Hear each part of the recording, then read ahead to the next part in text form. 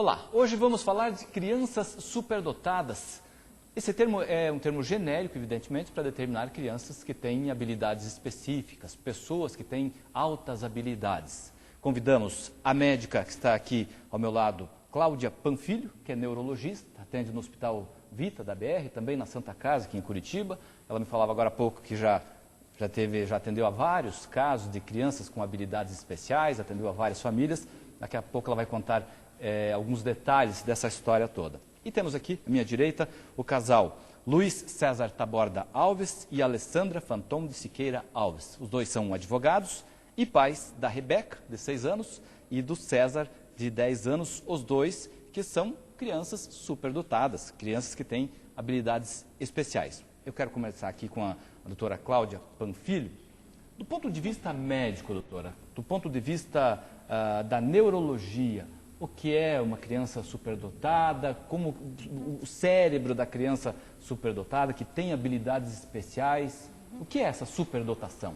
Bom, anatomicamente, os cérebros são todos iguais, em termos de ressonância, mas as habilidades, a forma com que a criança usa esse cérebro é que se diferencia. Então, as crianças que são superdotadas, elas têm umas habilidades a mais do que as outras, excluindo as crianças hiperestimuladas. Então, não é aquela criança que estudou demais e por isso sabe um pouco mais. Ela naturalmente tem habilidades especiais. Essa é a criança dita superdotada. Num modo geral, a gente considera uma média de... As crianças que são 5... agora eu que falei.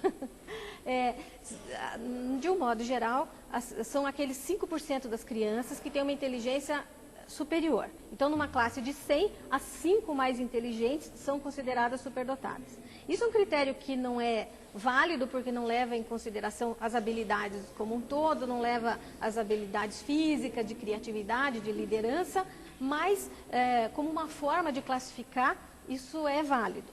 Então, são as 5% das crianças mais inteligentes. Ela foge, então, do padrão, digamos, da normalidade da sociedade em termos de inteligência, do uso da inteligência, é isso? Isso. A gente costuma medir, comparar 100 crianças, as 5 mais inteligentes são as superdotadas. Mais ou menos assim. O critério da Organização Mundial, da ONU, da Organização das Nações Unidas, é de que 3% da população mundial tem superdotação, é isso? Na verdade, tem algumas escolas que consideram 2%, outras 3%, outras 5%, porque varia de acordo com o que você mede isso, com o critério que isso é medido. Então, fica em torno disso mesmo. Considerando esse índice a população brasileira, hoje nós teríamos, então, em torno uma quantidade enorme de crianças. Pois é, 3 ou 4 milhões de pessoas com superdotação no Brasil. Nas mais diversas áreas. Isso é bom ou é ruim, doutora? Isso é muito bom. Isso muito muito bom. Tá bom. Desde que seja bem aproveitado. Bem aproveitado. E esse é o X da questão. Ó. Aproveitar bem, identificar essa superdotação, não é? Deixa eu começar com o Luiz César, e também com a Alessandra, que são os pais da Rebeca, e do César. Como é que vocês identificaram isso? Como foi esse trabalho para identificar, para saber que eles tinham uma superdotação? Tanto a Rebeca como o César. Pois é.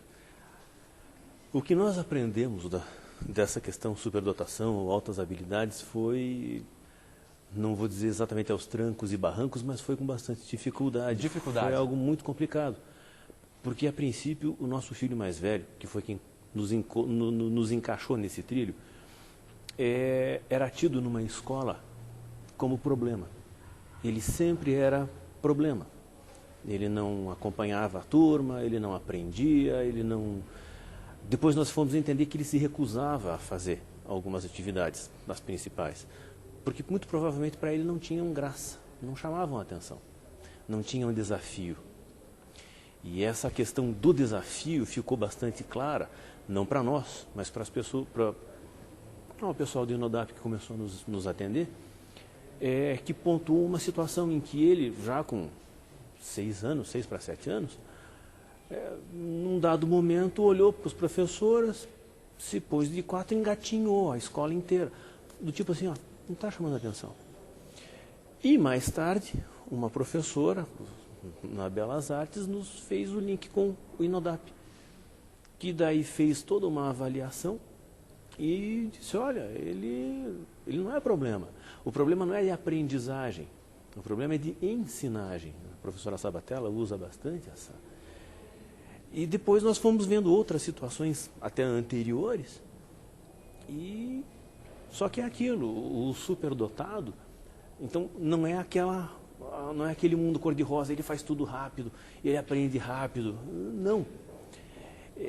Para nós ele manifestou muitas dificuldades em coisas que nós queríamos que para ele fossem mais fáceis, mas manifestou em outras situações uma capacidade muito superior à que a gente consegue às vezes até entender. E tanto que até a gente brinca, ele não se interessa com muita coisa, mas quando ele se interessa, sai da frente, porque a gente não sabe onde ele vai parar. O César, ele estava com que idade? Hoje ele está com 10. Com que idade quando vocês perceberam essa dificuldade na escola e aí resolveram procurar ajuda profissional? Foi em torno dos 3, 4 anos, né? Então, eu gostaria de 3 ou comentar 4 o anos, seguinte. por favor. O nosso filho mais velho foi uma criança que de bebê ninguém prestava atenção se estava tocando uma música, não sei o quê. Ele tinha lá 8 meses, ele avisava o vô que tinha acabado de tocar a música. Ele adorava música clássica, sempre foi bastante eclético, mas avisava o vô que, do jeitinho dele, ele avisava que acabava a música. Isso começou a chamar atenção. Quando tinha 1 ano, não tinha criança na família, a gente levava para uma turminha de estimulação, para conviver com outras crianças, para trabalhar a coordenação motora, para brincar e tal. E numa oportunidade, todo mundo fazendo a proposta, que era encaixar umas argolas, umas cobrinhas que estavam se movimentando, ele só ficava observando. E a gente falou assim, meu Deus, ele não vai fazer? Não, ele estava investigando o brinquedo, ele travou as cobras, investigou e do jeitinho dele ele falou, tem pilha. Porque desde sempre ele quis buscar o porquê das coisas. Ele nunca foi uma criança que brincou como as demais. Daí ele vai para o maternal, ele vai investigar a escola. Ele vai conversar com o porteiro, ele vai conversar com a servente, ele gostava sempre de conversar com adultos. Mas quer dizer, até encontrar ajuda profissional, isso para vocês era um problema? Não era para nós. Mas a escola dizia que o fato dele brincar sozinho, porque ele brincava, ele estava investigando, ele estava vendo se tinha lâmpada funcionando, se estava tudo em ordem, ele estava brincando. Só que no conhecimento da escola, isso era um problema, porque ele não estava interagindo igual às outras crianças. Ele brincava com as outras crianças, mas ele chegava um momento, ele tinha que percorrer o ambiente, o pátio, ele tinha que investigar. Então ele brincava de outra maneira. E daí chegou um momento que eles falaram assim, não, ele tem problema. Ele deve ter uma síndrome. A gente ouviu muita coisa feia, desencontrada, de pessoas mal preparadas. Culpa delas? Não tiveram a oportunidade de ainda ter esse conhecimento. Mas falaram que ele tinha problema. Tinha problema. Então, o que a gente faz? Síndrome, autista. Isso. Então, tem problema, ele conversa com adulto. Quando isso é uma característica do superdotado, porque ele vai buscar sempre uma pessoa que o estimule. Né? Se ali ele já se satisfez, ele vai buscar alguém que possa lhe trazer mais. E isso é uma característica. Né? Então, quando ele passou então, a gente estava estimulando ele com psicopedagogia, daí a psicopedagogia, está tudo certo. Não havia nada errado. Ele desencontra essa necessidade que a escola apresenta, porque está tudo certo. Vai numa psicóloga, não tenho como ajudar, está tudo certo. Daí, aos 6 anos, nós soubemos que haveria um teste seletivo na Escola de Música e Belas Artes e nós o levamos, aos 6 anos. E ele passou, muito afinado, com a voz e tal. E lá, num dia que o pai foi buscá-lo, a coordenadora falou assim, olha, vocês sabem que esse menino é inteligente e tal, eu gostaria que vocês o levassem no Instituto de Otimização de Aprendizagem, Talento e Superdotação, com a professora Maria Lúcia Sabatella, porque eu estou vendo que essa criança é superdotada. Daí ele chega em casa com isso, em choque, a gente ficou, né? Porque se a gente estava trabalhando como se ele tivesse déficit, de repente ele podia estar numa outra ponta. Você saiu do déficit para o superávit e... Quer dizer, somente aí, então, que vocês... Sim, até então Na verdade, a gente não tinha sempre achava que tinha alguma coisa. Existia alguma coisa especial ali. Porque como é que algumas coisas ele vai muito, ele percebe muita coisa. Nessa mesma escola em que ele era sempre problema, aconteceu uma vez, a professora dividiu a sala com uma fita. Quando nós chegamos com ele, mais da metade da turma já tinha chegado. Ele entrou, olhou. Por que isso aqui? A professora achou graça e tal. Depois eu conto, César, depois eu conto, vai lá com os outros. Aí ele foi brincar. Daí a gente perguntou, e daí, a turminha tá curiosa? Ela disse, não, ele foi o primeiro que perguntou. E várias coisas aconteceram assim. Vocês têm muitas experiências com esses dois aí. De susto, de riso e de dúvida. Surpresa. E de dúvida. Muita dúvida. Muita dúvida. Hoje isso já está mais tranquilo. Não, ainda. Isso Ainda já não, ainda. está caminhar. superado de uma certa forma, mas não significa que algumas apreensões tenham sido superadas, né? As dúvidas já estão melhor resolvidas, mas as apreensões não. Mas vem muita coisa pela frente ainda, né? Graças a Deus. Tá bom. Doutora, esses questionamentos, isso tudo que o casal passou aqui, a senhora diria que é normal num primeiro momento, até identificar, até perceber que Isso é muito a criança tem um diferencial em relação aos demais? Isso é muito comum e os filhos deles são o tipo mais comum de superdotação. Um exemplo típico de superdotação. Ele tem várias habilidades, em música, em artes, acadêmicas também, está aprendendo bem. Isso é o mais comum. Mas existe um tipo diferente de superdotação que é uma habilidade específica. Só para música, só para liderança, ou uma habilidade social muito grande, a criança é extremamente sociável com todo mundo. Isso é uma qualidade excepcional da criança também e nem sempre é identificada. É uma habilidade, são habilidades específicas. É, isto. Que Ok. fazem parte daquele ser. Agora a família sofre até chegar A a um família diagnóstico. sofre e a criança sofre muito. Porque muitas vezes ela é forçada a se enquadrar no esquema que não é o ideal para ele. E ela percebe que as pessoas não estão entendendo aquilo que ela quer. Ele precisa de desafios, ele quer aprender muito, e isso vai gerando uma angústia nele e um desinteresse ao mesmo tempo. Então a criança sofre muito. E aí entra os pais, a psicopedagogia, os psicólogos, para dar todo um suporte para mostrar para essa criança que o mundo é feito de diferentes. Então, a vida inteira ele vai ter que lidar com pessoas que sabem menos do que ele, que entendem menos, que aprendem menos, e ele tem que usar essa habilidade para ajudar os coleguinhas. Então, assim, você acha isso muito fácil? Então, vamos ajudar os amiguinhos a aprender também? E aí você engaja ele para que ele consiga participar de um meio social que não acompanha o ritmo dele, mas ele consegue ser produtivo naquele meio. Isso é muito importante. Ou seja, é preciso procurar ajuda. É preciso procurar Não ajuda. dá para ficar esperando. Não. Quanto mais tempo passa, mais essa carga emocional vai ficando muito mais pesada para que ele supere isso. E pode ser um desperdício para a própria criança, para o futuro dessa criança. Muitas crianças que são superdotadas, que não são diagnosticadas nem estimuladas, elas na adolescência apresentam problemas graves mesmo, de interação social e tudo.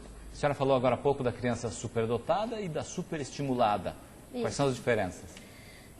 Eu dei um exemplo aqui que, assim, hoje em dia, com esse acesso à informação, as famílias percebem o quanto que é importante a gente estimular a criança. E aí, nessa ânsia de ter um filho muito inteligente, as famílias começam a estimular a criança desde bebê. Com música clássica, com matemática, com física, criança de 1 ano, 2 e com 3, 4 elas estão sabendo ler. Mas de uma forma que foi artificial. Ela foi hiperestimulada, sobrecarregada.